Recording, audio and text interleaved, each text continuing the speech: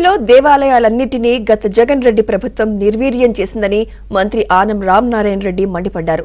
కొందరు అధికారుల అండదండలతో అప్పటి ప్రభుత్వ పెద్దలు దేవాదాయ భూములు కైంకర్యం చేయాలని చూశారని, తిరుపతి లడ్డూలో నాసిరకం కందిపప్పు, జీడిపప్పు, కిస్మిస్లు వాడి చివరకు లడ్డూ ప్రసాదం విశిష్టతను దెబ్బతీశారన్నారు.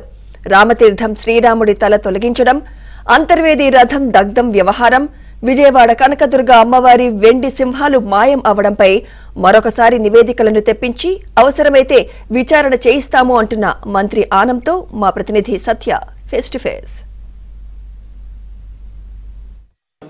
ఆంధ్రప్రదేశ్లో గడిచిన 5 ఏళ్లుగా దేవాదాయ శాఖ తీవ్రమైనటువంటి సంక్షోభంలో ఉంది. ముఖ్యంగా ఈ శాఖకు సంబంధించి దేవాలయాలను ఒక ఆదాయ వనరుగా గత ప్రభుత్వం అయితే వ్యవహరించిన పరిస్థితి అయితే ఉంది. ప్రస్తుతం ఈ శాఖ మంత్రిగా ఆనం రామనారాయణ రెడ్డి గారు బాధ్యతలు స్వీకరించారు. ఈరోజు సచివాలయంలో తన ఛాంబర్ను కూడా ఆక్యుపై చేశారు. ప్రస్తుతం దేవాదాయ శాఖలో ఎలాంటి మార్పులు తీసుకురావాల్సి ఉంది, గత ప్రభుత్వం చేసినటువంటి ఇబ్బందికర వాతావరణాన్ని ఏ విధంగా తగ్గించే అవసరం ఉందని దానిపై మనతో మాట్లాడేందుకు ఆనం రామనారాయణ రెడ్డి గారు ఉన్నారు. వారిని అడిగి మరిన్ని తెలుసుకుందాం. సార్, గత ప్రభుత్వ హయాంలో టీటీడీ మొదలుకొని చిన్న దేవాలయాల వరకు అన్ని దేవాలయాలను కూడా దెబ్బతీసిన పరిస్థితి ఉంది. దీన్ని ఎలా పరిష్కరిస్తారు? ఈరోజు ఒకటొకటిగా అన్ని చర్యలు చేపట్టడం జరుగుతుంది.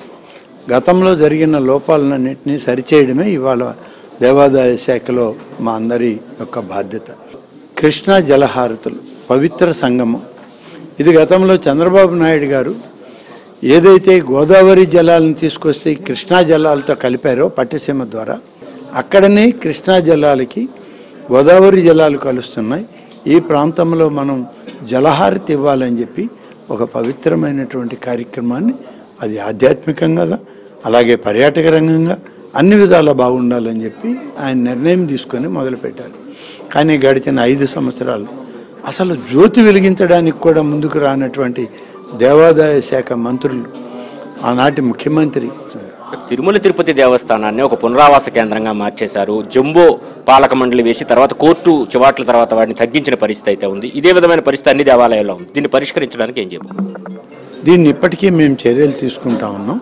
దేవాదాయ శాఖ ద్వారా తిరుమల తిరుపతి దేవస్థానం కూడా ఈ మధ్య సమీక్షించుకోవడం జరిగింది. గౌరవ ఈఓ గారు అందరూ కూడా రావడం జరిగింది. రాబోయేటువంటి రోజుల్లో మేము కూడా తిరుమలకి వెళ్తాం. అక్కడ ఉన్నటువంటి ఇబ్బందులు, అక్కడ ఉన్నటువంటి సమస్యల్ని పరిష్కరించడానికి టీటీడీ పాలక మండలికి, అక్కడ ఉన్న అధికారులకు కూడా రాష్ట్ర ప్రభుత్వంగా మేము సహకరించడం జరుగుతుంది. గత ప్రభుత్వ హయాంలో తిరుమల లడ్డు రుచి తగ్గింది, అదేవిధంగా తిరుమల ప్రాశస్త్యం కూడా తగ్గే విధంగా వాళ్ళందరూ వ్యవహరించారు, భక్తులకు సరైన సౌకర్యాలు కల్పించలేదన్నారు. దీనిపై ఏం చెప్తారు? మళ్ళీ తిరుపతి లడ్డు ప్రపంచవ్యాప్తంగా పేటెంట్ కూడా ఉంది. కాబట్టి దాన్ని పరిరక్షించుకునే విధంగా తిరుమల తిరుపతి దేవస్థానం పాలక మండలి కానీ ఈఓ గారు కానీ చర్యలు తీసుకోవాలని ఇటీవలే ఆయన విజయవాడ వచ్చి ఇక్కడ మమ్మల్ని కలిసినప్పుడు వారికి కూడా తగు సూచనలు ఇచ్చి పంపడం జరిగింది. ఏదైతే విజయనగరం జిల్లాలో రాముని తల తీయడం కానీ, ఇక్కడ అంతర్వేదిలో దగ్ధం కావడం కానీ, ఏదైతే రథం ఉందో దగ్ధం కావడం కానీ, వెండి సింహాలు మాయమవడం కానీ, వీటిపైన గత ప్రభుత్వం ఎలాంటి చర్యలు తీసుకోవాలి, దాని మీద ఏం చేస్తారు? దాని నివేదికలన్నీ కూడా ఒకసారి మళ్ళీ తెప్పించి చూడడం జరుగుతుంది.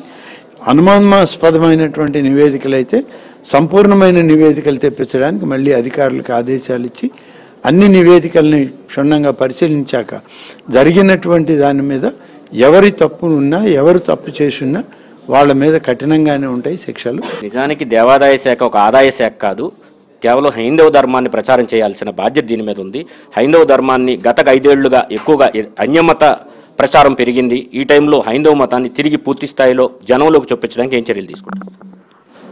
ఇవాళ మన రాష్ట్రానికి, తెలుగు వాళ్ళకి సంబంధించినంత వరకు హైందవ ధర్మం, వైదిక శాస్త్రం ఇవన్నీ కూడా శృంగేరి పీఠాధిపతులు, కంచి పీఠాధిపతులు, అలాగే చిన్నజీయర్ స్వామి వారు, వీళ్ళందరూ కూడా అనేక సూచనలు ఇచ్చి అనేక సందర్భాల్లో మార్గాలను చూపించినటువంటి పరిస్థితి ఉంది. వాటన్నిటినీ ఇవాళ మేము పునశ్చరణ చేస్తాం. తప్పకుండా పెద్దలు ఇచ్చినటువంటి ఆలోచనలు, వాళ్ళ ఆశీస్సులు తీసుకొని మళ్ళీ ముందుకు వెళ్తుంది ఈ శాఖ. Thank you sir. దేవాదాయ శాఖను పూర్తి స్థాయిలో ప్రక్షాళన చేస్తామని, ఈ శాఖకు సంబంధించి ఏమైనా పొరపాట్లు జరుగుంటే గత ప్రభుత్వ హయాంలో వాటన్నిటిని సరిదిద్దుతామని మంత్రి ఆనం రామనారాయణ రెడ్డి